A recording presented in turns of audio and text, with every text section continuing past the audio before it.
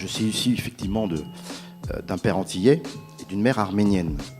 Donc c'est vrai qu'on peut donc dire que je suis d'origine caucase cocotier. Ça a été un peu un électrochoc, entendre des chants arabes à l'opéra comique. Ça fait 30 ans que je me bats pour être reconnue, être regardée autrement et qu'on accepte aussi mon écriture chorégraphique. La créolisation, le métissage, ça n'est pas quelque chose qui est non plus figé. Et donc, la création doit être le miroir de ces métamorphoses.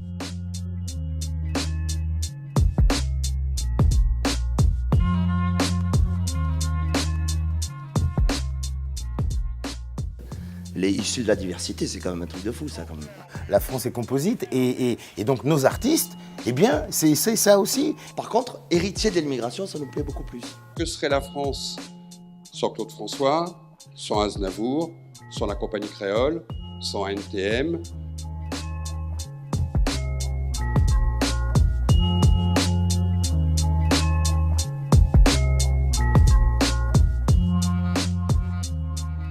On est témoin direct de tout ce qu'on a fait dans les quartiers, de nos luttes, et on a envie nous-mêmes de raconter cette histoire. Les personnes qui arrivent de l'immigration et des mondes des Outre-mer appartiennent à une histoire très large. Et ils sont les exemples vivants, les témoins vivants de cette histoire. J'allais dire, il est peut-être temps d'envisager la question de la place du patrimoine culturel des immigrations et des Outre-mer dans le récit national.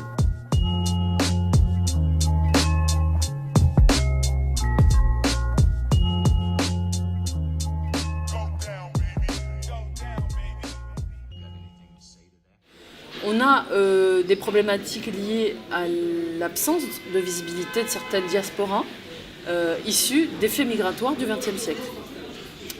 Partant de ce principe, nous avons voulu réunir des chercheurs, des artistes et des institutions patrimoniales pour réfléchir à l'avenir des relations entre ceux qui préservent et qui valorisent ces patrimoines et ceux qui se les réapproprient, c'est-à-dire les artistes. Au sein de cette triangulaire vertueuse, les chercheurs viennent apporter un regard et donner les moyens aux artistes, mais aussi aux institutions pour se réapproprier ces mémoires particulières, ces mémoires artistiques et culturelles. Pour Tactique Collectif, c'est un enjeu très important parce que il s'agit vraiment d'inscrire aussi la question patrimoniale aujourd'hui, après peut-être 2 ou 3 décennies de travail où c'est surtout le mot mémoire qui a été employé. Donc la question du patrimoine pour inscrire réellement dans le récit national la présence de la diversité française, des immigrations et des Outre-mer. C'est quoi fabriquer un objet de patrimoine? C'est à la fois un objet qui peut se diffuser, et c'est une vraie question.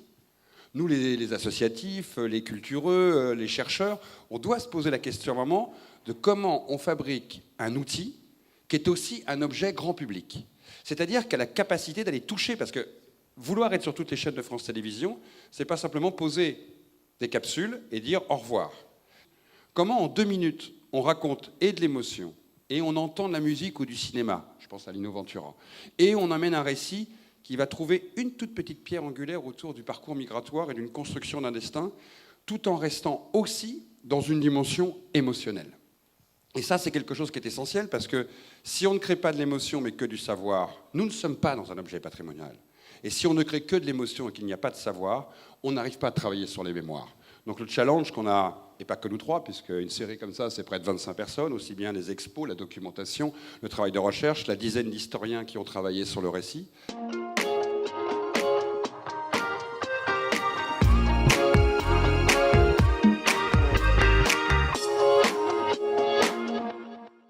J'aimerais partager avec vous un artiste que je viens de découvrir, Slimane Azem, ou comment un Kabyle algérien, à force de travail, de talent, de partage et de respect, fait aujourd'hui partie du patrimoine français. Slimane Azem est le poète de l'exil. La carte de résidence, son titre fétiche, évoque l'histoire des travailleurs immigrés maghrébins. Le travail comme il est dur, c'est pour l'immigré bien sûr. Sincèrement, je ne connaissais pas l'acteur Habib Benghlia. Et je reste admiratif face à sa carrière. Mais je suis sans voix face à l'énergie qu'il a dû déployer, ne serait-ce que pour exister, et au manque de considération qu'il a dû traverser. Premier acteur noir de la scène française, Habib Benghlia enflamme la presse parisienne au début des années 20 en interprétant au théâtre le rôle phare de l'empereur Jones. Habib Benghlia est né en Algérie de parents caravaniers originaires du Mali actuel. En 1912, il livre des dromadaires au jardin d'acclimatation de Paris pour une exhibition coloniale au nom provocateur, les nègres. Le premier, je crois, noir qui arrive à la télévision française et qui va tout d'un coup autoriser tous les autres, qui va tout d'un coup faire découvrir à la fois une gaieté, une ouverture, une différence mais pas trop, une créativité mais pas trop, c'est Henri Salvador. Henri Salvador a une carrière incroyable. Et c'est dans les années 60 qu'il est devenu une figure incontournable de la variété française grâce à la télévision. Le travail, c'est la santé. Ce titre me fait rire, car à l'époque, tout le monde disait que les Noirs ne travaillaient pas. Pourquoi j'ai décidé de participer au projet Artistes de France, c'est parce que voilà, moi je suis toujours de ce souci de faire évoluer les imaginaires, de faire comprendre aux gens que la France c'est pas quelque chose de fixé sur une identité type comme on essaie de nous le faire croire. La France est un mélange de tout, ou un pays composé d'un certain nombre de choses, de gens, d'origines diverses, etc. Et c'est ce qui fait son charme depuis toujours. Et ayant énormément souffert de ça gamin, et j'en souffre encore aujourd'hui, eh bien, pour moi, c'est continuer la lutte pour qu'on arrive à ce fameux vivre ensemble. Voilà, tout simplement.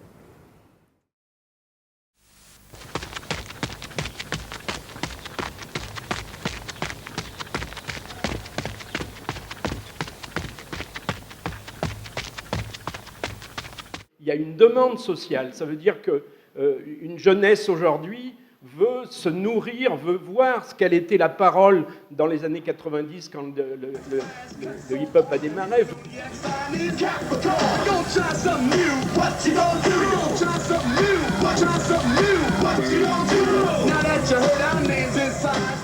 How are you then? Oh, dis-moi comme ça, oh, dis-moi, Faudel. Les femmes, putain, les femmes. Toujours les femmes, mec. Et tu vas amener au travail? Je suis pas comme ton mec, moi. Il faut pas être bien fringué pour aller voir les femmes, hein. Il y a quelque chose, ça c'est pour le patrimoine en dur. Pour le patrimoine culturel, le vrai souci, je pense que c'est une génération chasse l'autre. En fait, on est sans cesse en haut d'une nouvelle page blanche. Ça sédimente pas. Chacun a l'impression qu'il va réinventer et on repart comme ça. Et ce qui fait que, vu de l'extérieur, on a l'impression que ce patrimoine culturel n'arrive jamais à maturité. Et que donc, ça crée un effet très délétère parce que quand tout d'un coup ce patrimoine explose, aux yeux du grand public, de monsieur tout le monde, ça devient un patrimoine assez folklorique parce qu'on a l'impression qu'il vient d'arriver, qu'il est nouveau. Alors qu'en fait, pas du tout, parce qu'il est nourri par plein de choses, mais dont on ne garde pas et dont personne, à commencer par les habitants des quartiers populaires en général, ne garde la mémoire. Je ne comprends pas, et ça va jusqu'au fait que jamais, de manière, à une exception près que vous connaissez bien, qui est celle de Toulouse, mais jamais une expression politique émanant des quartiers populaires n'a réussi à se structurer sur le long terme. J'avais fait un recensement des films qui avaient été produits, il n'y en avait plus un, et pour chaque film, j'avais fait toute une série d'informations, le synopsis, le producteur, enfin, j'ai essayé de le documenter au maximum. Donc j'ai retrouvé les traces de ces films, et il y a des traces qui racontent, il y a des films, vidéos qui ont été faits à l'époque, qui ont été même montrés à l'exposition Beaubourg, où ils sont passés tous ces films qui présentaient le spectacle d'un tel dans telle cité. Où ils sont? Qu'est-ce qu'ils sont devenus? Voilà le paysan. Regarde le tricot. T'as vu, je suis à ton père ou quoi? Regarde-le. Bah tiens, voilà le paysan. C'est pourquoi, jeune homme? Bonjour monsieur, j'arrive du Gers. Puis tout le monde se moque de moi parce que j'ai des chaussures carrées, des pantalons à pattes. Ça ne m'étonne pas, les paysans comme vous savez.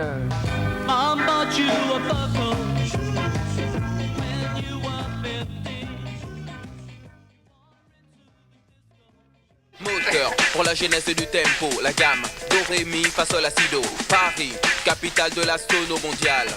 Écoute ces mots. Thèse, antithèse, synthèse, induit une hypothèse. Et si les infos n'étaient que foutaises, j'ai fait mon enquête conclusion. L'histoire de l'immigration, qu'elle soit devenue une histoire culturelle en partie, C'était pas gagné, c'était pas évident. Hein. Si on prend l'histoire de l'immigration il y a 20 ou 30 ans, c'est des chiffres. C'est de l'économie, c'est ce qui nous amène à quelque chose d'assez sec. Depuis plusieurs années maintenant, les archives se sont vraiment emparées de ce qu'on appelle le patrimoine de l'immigration, ou du moins de l'histoire de l'immigration.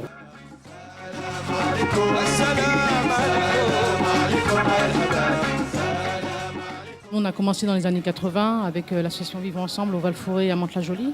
On a commencé par faire la fête parce que c'est ce qu'on savait faire le mieux. Pour valoriser un peu nos cultures, pour créer des espaces de solidarité, des liens aussi avec les habitants du quartier. Et on s'est rendu compte aussi que dans d'autres quartiers, d'autres associations faisaient un peu la même chose que nous.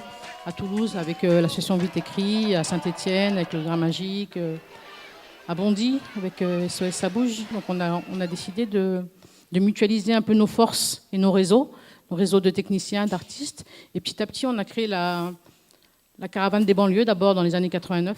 Mercredi, ouverture au public. Les écoles du quartier ont tenu à participer à la caravane en organisant l'Olympiade des enfants, une parade suivie d'un spectacle commun sous le grand chapiteau. Ah ouais, je me rappelle lui avec le micro.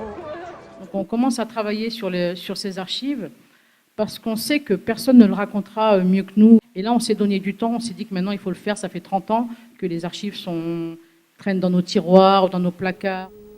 J'aimerais tant voir à Syracuse. Yves Montand, de son vrai nom Ivo Livy, et Serge Reggiani apparaissent comme deux grandes figures de cette histoire de l'immigration et souvent présentés justement comme des symboles de l'intégration. À glisser l'aile sous le vent, voir les jardins. Studio Harcourt, c'est une unité de style. C'est un studio photographique qui est très ancien, qui a été créé en 1934 et qui a la particularité, c'est unique au monde, d'avoir perpétué le même type de prise de vue depuis sa création. Tiken, donc, est un chanteur ivoirien de reggae. Je suis très ému de les accueillir parce qu'effectivement, ces gens-là, ils prennent le relais des personnes qui les ont précédés depuis pratiquement 100 ans. Et ça, c'est absolument fabuleux. Ouais, s'il vous plaît, s'il vous plaît. Ah, tu vois tomber. Nous sommes un tout petit peu tous un contraste. Nous ne sommes pas faits d'un seul bloc. Et effectivement, dans l'évolution d'un artiste, il peut y avoir ce moment de non-revendication, si vous voulez, de sa part d'immigré, suivi d'un moment d'immigration, de revendication, je veux dire. Et tout cela, mélangé, fait un cursus. Les historiens s'inspirent des artistes. C'est-à-dire que moi, en écoutant par exemple Moussé Hakim, je crois que j'ai appris des choses aussi.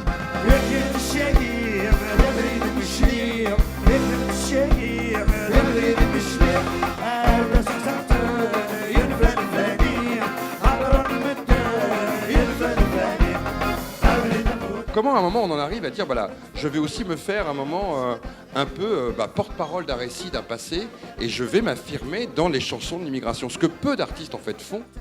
En fait, quand on fait ce projet-là, avec mon frère Hakim, d'emblée on se dit on ne fait pas une encyclopédie de la musique algérienne. On fait les chansons préférées de papa. Ça donne toute la dimension émotionnelle, d'empathie, d'histoire, qui fait qu'à un moment, on peut rentrer là-dedans et partager complètement. Et c'est cette démarche-là qui fait qu'à un moment, on peut se mettre finalement comme les porte-paroles de notre propre histoire.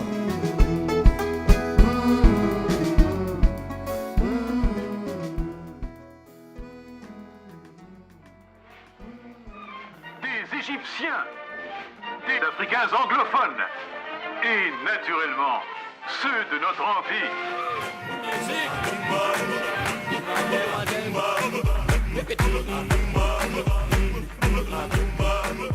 Le fil rouge de la compagnie, c'est vraiment ce transatlantique, ce travail qui m'est cher sur l'Afrique, les Antilles et la France, et d'avoir des interprètes très divers, aussi des gens où on va avoir tous les visages, tous les corps, parce qu'on ne se ressemble pas tous, et c'est important que sur le plateau, il y ait aussi tout ça. La difficulté que je rencontre au niveau des institutions, c'est une très très grande fermeture, des préjugés. On va faire simple, c'est-à-dire que on n'est pas légitime pour parler de notre histoire, de notre mémoire, de notre histoire culturelle, de notre récit. La danse de la diversité, c'est le hip-hop, et puis c'est tout. Donc, or, il faut quand même élargir un peu les choses. Je crois qu'il faut simplement accepter, créer, je dirais, la digestion, l'emprunt, le croisement des arts, le croisement des personnes pour changer les pratiques et puis élargir les horizons. Voilà.